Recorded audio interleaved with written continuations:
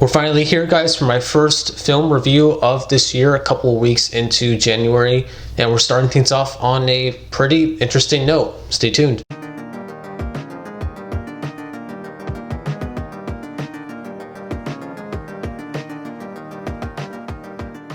House Party is the directorial debut for Calmatic. He is actually mainly known for directing music videos and commercials. You guys may remember Old Town Road, the music video for that, Lil Nas X, Billy Ray Cyrus. That was really where he got his big break there. This is his first feature film. And this is actually a reboot of the original 1990 film of the same name, which is directed by Reginald Hudlin. It follows these two guys that are working as house cleaners for this mansion's kind of mysterious place. They don't know who lives there, and they're just working this job to make more money, trying to get by. And they're actually trying to make it as these party and club promoters in the long run, and when they find out that this is LeBron James's house, they decide to throw a party there. It's the basic premise, I would say, for this movie. It sort of follows the same structure as a movie like Superbad, where a majority of this film does take place in the same day, and especially during the nighttime when the actual party is happening, and it's sort of this big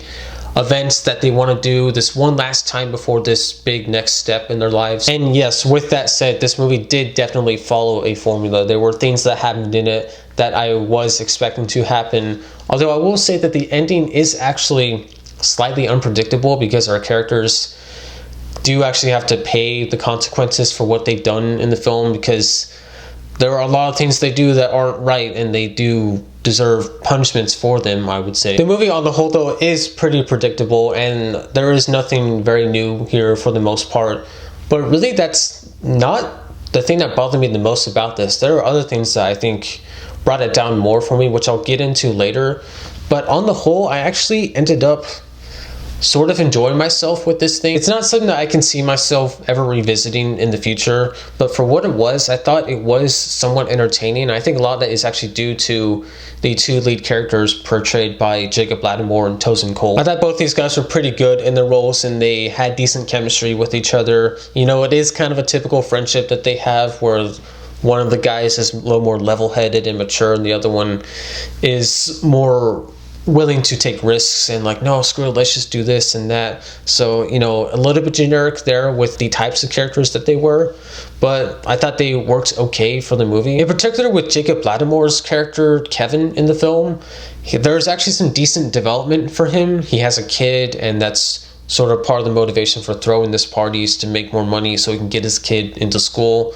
And so I was like, okay, you know what, I can get behind that. Even though he's making, you know, some dumb decisions here and there, I can still kind of get behind him and root for him a little bit. Tosin Cole's character, not as much, honestly. He was, you know, funny and charming at times, but also just kind of annoying and had me rolling at my eyes at some of the things he was saying and doing. Now, this movie is a comedy at its core. That is the primary genre utilized here, and so that really is what should either make or break one of these movies for me.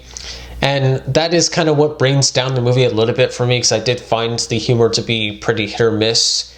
There was only one other person in the theater when I went to go see this, and that dude was having a pretty good time. He was laughing quite a bit, laughing out loud, and honestly, I can't deny that I actually laughed out loud at times too. There was some pretty funny moments, especially with the humor revolving around LeBron James. And there's a scene where Damon is walking around some of the rooms in the house, and he's like, man, there's all this like LA, Cleveland, Miami stuff. Like, why can't this guy just decide and pick one place? So the sort of oblivious nature of some of these scenes, these characters not realizing that it's LeBron's house, even though it's pretty obvious, crystal clear, the signs are right there. There's also one scene that I did find quite funny with this sort of hologram of LeBron James, which some of you may have seen in the trailer, which it seems like LeBron sort of made for himself to motivate himself, and he's saying these things to make himself feel better, and it was pretty funny. There's some of the things he said, I can't lie, I did find quite funny. I did also get a couple of laughs from this character, a man named Scott. Yes, that's right, Kid Cudi is in the film, who you also saw in the trailer.